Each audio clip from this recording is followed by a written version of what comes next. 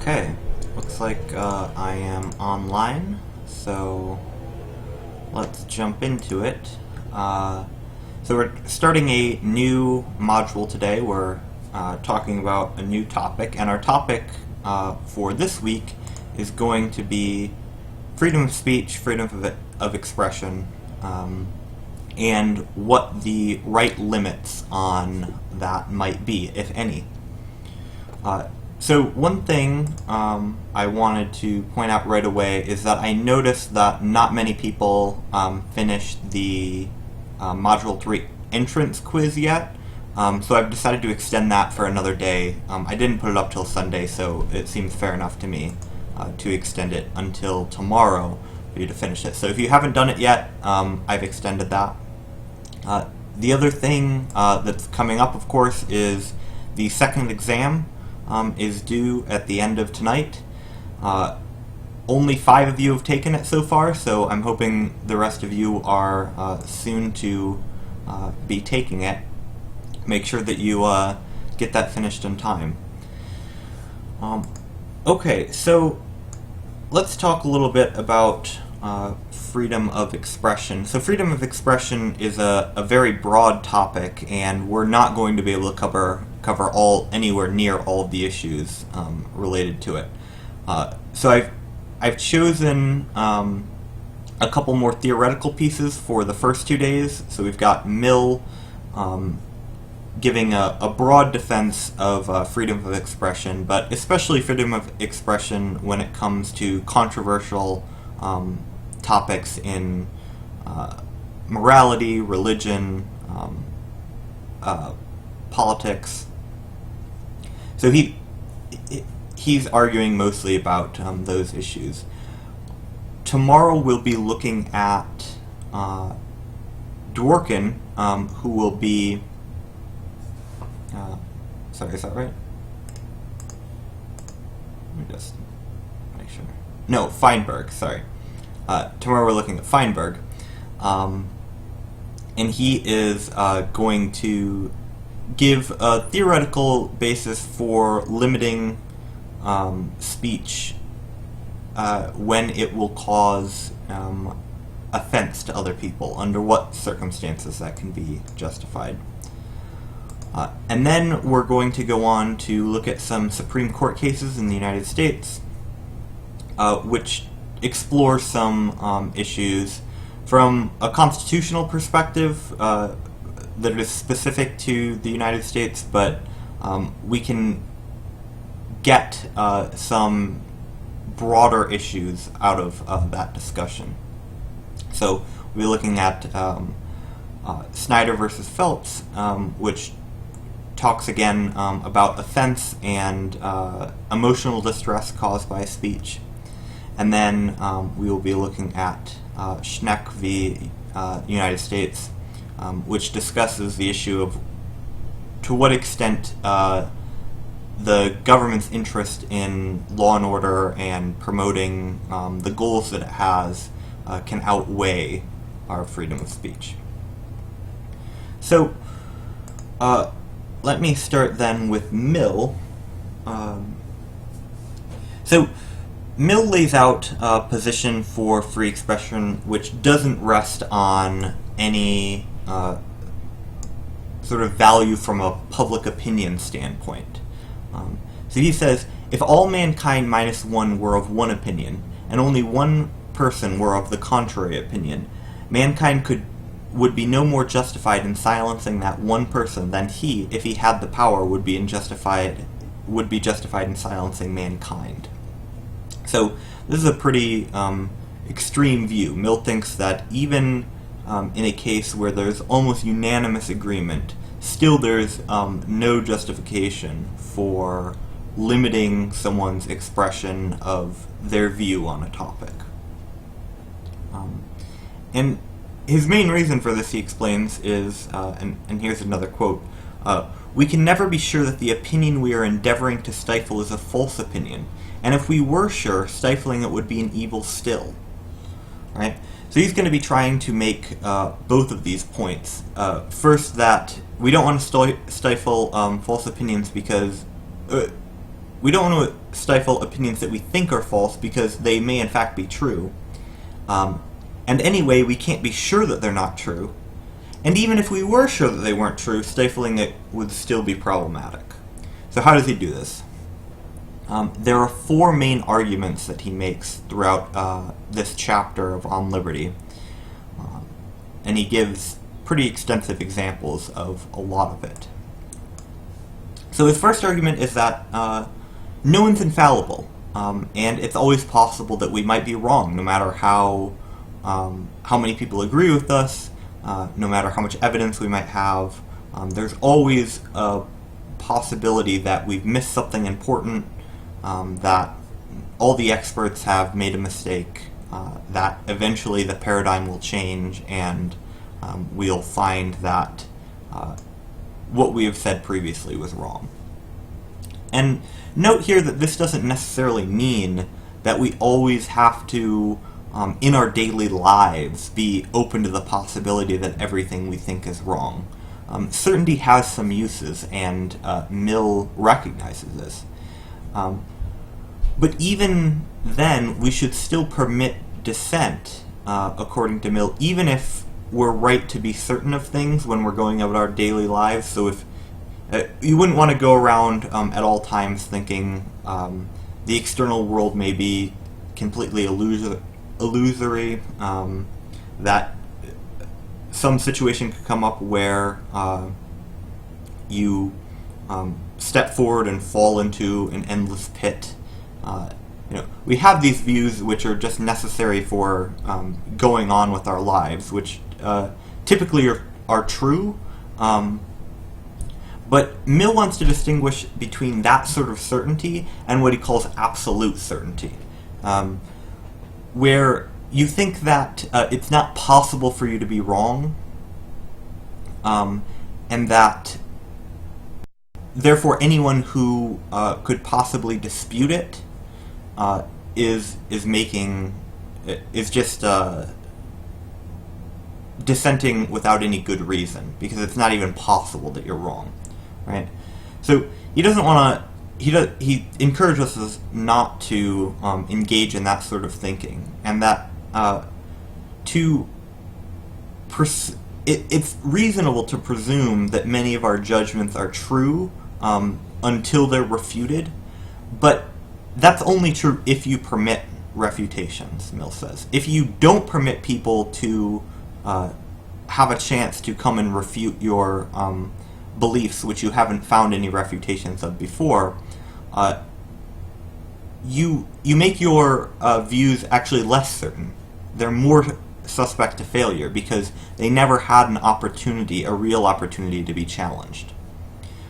So our ordinary ways of going about our life, where we take our views to be true until we see some reason to think that they're not, only works in the context where our views can be easily challenged, where someone doesn't feel pressured by the possibility of persecution, that they feel that they can speak out and say, this part of received wisdom is wrong. Everyone's making a mistake here. Right? It's only in a place like that that we can really take on this kind of everyday certainty, where we expect that what most people think is probably the truth. So that's his first sort of argument, is that, look, we might always be wrong, we have to keep in mind that we might always be wrong. The second point is that even if a view that we're proposing to prohibit the defense of, the public defense of, is erroneous, even if it is in fact wrong, or more wrong than our current view, it might contain some truth that that the received wisdom has missed. And so our own views, even though they're more correct than these views we might seek to ban, can become better by interaction with those views, which are more incorrect. But they have a kernel of truth. They have an element of truth that motivates them and that makes them something that someone might have believed because they speak to some truth that the common view doesn't.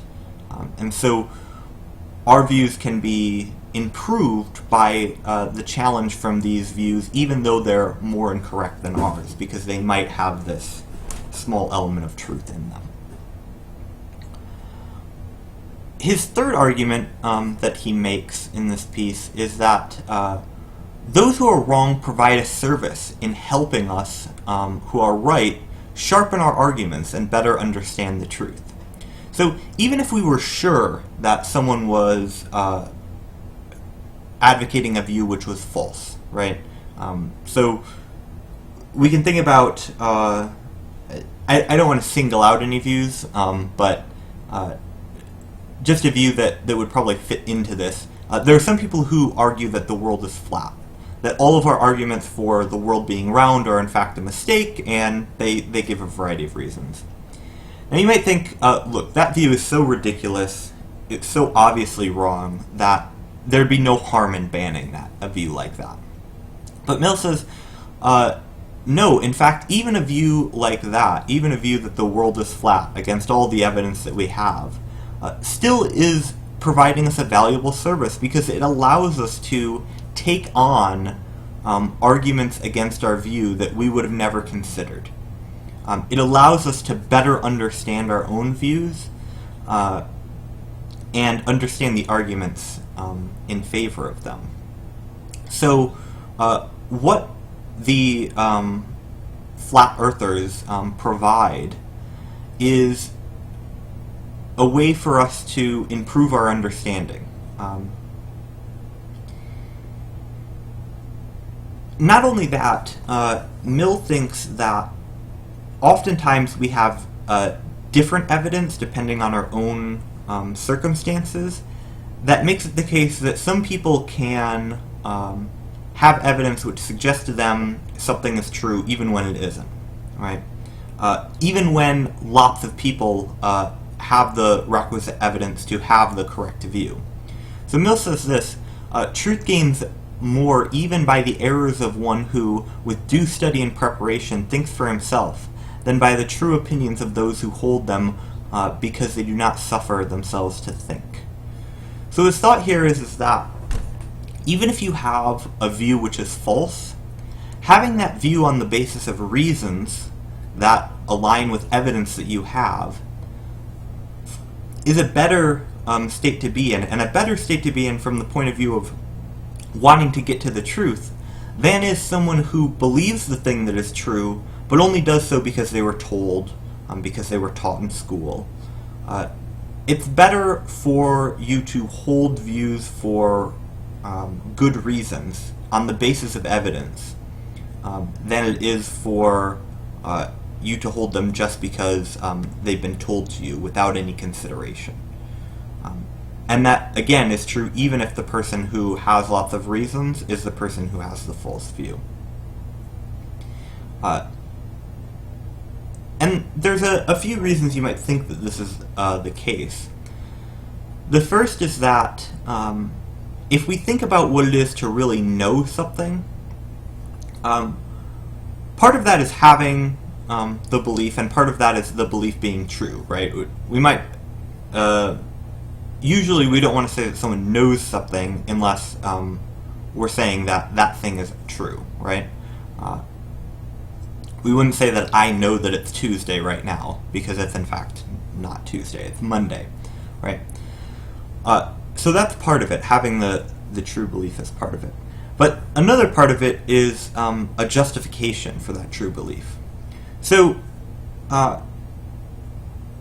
for example, suppose that someone gave you a very complicated math problem, right? And you have no idea what the answer is. You don't even understand the math involved in the question. And you just take a random guess. You guess that the answer is 37, right? And it turns out that 37 is the right answer. That's the correct answer to the math problem. It's not clear that you know the answer to the math problem, even though you have a true belief about what the answer is. Because you don't really have any good justification for that belief, we might reasonably say that you don't know the answer. And so Mill's thought here is that we can really only know the answers to any of these very complicated problems if we believe them on the basis of reasons beyond just someone told me that this is the case, and I haven't thought any more about it. So Mill thinks that it's very valuable then to allow people to explore the reasons on their own and to advocate for their views, even if we think that they're wrong, even if they end up actually being wrong. It's better that they engage in the process of reasoning and using evidence than for them to just accept the received view, even if the received view is in fact true. So that's one reason to think that. Another reason to think that is when we have the opportunity to engage in thinking about a question, it's often useful not just to have someone playing devil's advocate for the position, but to have someone who actually believes it make the arguments. Because they're going to have a different sort of relationship with that view than someone who is just saying it as sort of a way to advance the argument. So someone who really believes that the Earth is flat is going to be more invested in making that case than someone who is just reviewing the arguments for why the Earth might be flat. And so it's valuable to have those sort of people as part of the conversation, even if they're wrong, even if they're clearly wrong. Right? So that's the third argument. The fourth argument that he makes is that without opposition, the meaning and power of important views, especially in areas like morality, religion, and politics, will be lost. The views aren't going to be truly known by their defenders anymore, and they're not going to be motivated by them either. So Mill's thinking here, in cases where you're really struggling up against people who don't share your views on some issue, the importance of the question and the relevance to your life is very apparent to you. But in cases where your view has completely succeeded and all dissent is negligible at most, you start to lose that understanding, and especially successive generations who have grown up in a society where this is the only view that exists. They lose, these views lose their meaning. They lose their ability to motivate people to change their lives in accordance with them, and they lose the understanding of what's at stake. Right? The people lose understanding of what's at stake in these questions. That's sort of, those are the four arguments that Mill makes, and of course he makes them in much more depth than I've given here and with wonderful examples, but that's a sort of outline of what the arguments look like. So, if any of you have questions about Mill or anything in the class, I suppose I'd be willing to take questions on now since we're just starting a new module. I see that there are a couple people who are watching live. So feel free to jump in and in the chat put any questions. While you're doing that, I will just read the second reading for today because it's quite short, just the First Amendment of the U.S. Constitution, which says that Congress shall make no law respecting an establishment of religion or prohibiting the free exercise thereof, or abridging the freedom of speech or of the press, or the right of the people to peacefully assemble and to petition the government for redress of grievances. So a lot of that is not going to be relevant to our discussion, but it's useful to have read this, particularly because we're going to be looking at some Supreme Court cases that are giving their interpretation of what the First Amendment means and what the consequences of it are. So, thinking about some of the controversies over how you might interpret this, one thing is a question of what things are covered by this. So it says that Congress shall make no law abridging the freedom of speech or of the press. So, does that include wearing clothing that has an expressive function? Making signs and holding them up? Does it include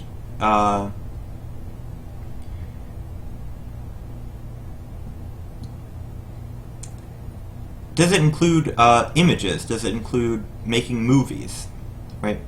That aren't part of the press, right? So if you really straightforwardly read this, it might look like it doesn't protect nearly as much as the courts have tended to think that it protects. So there have been cases of students wearing armbands to make some political point. There have been cases using the First Amendment about pornography.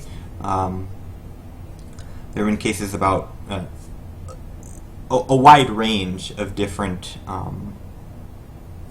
topics which have to deal with freedom of expression more generally, and not just freedom of speech or the press.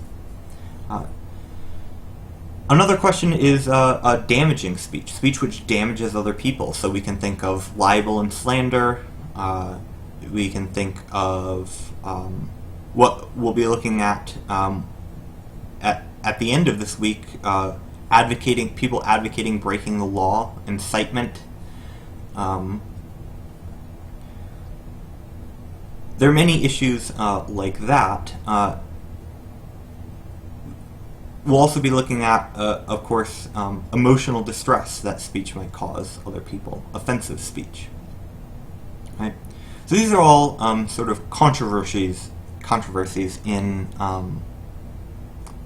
interpreting what the First Amendment means, and more generally what the freedom of expression or freedom of speech ought to mean.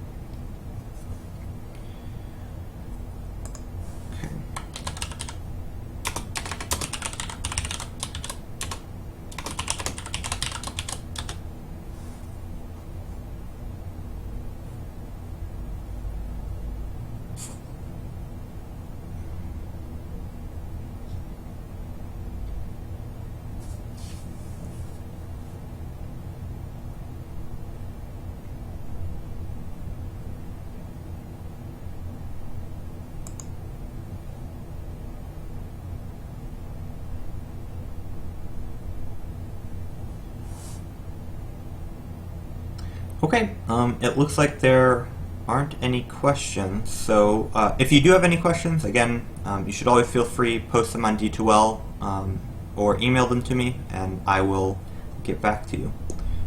Alright, thanks.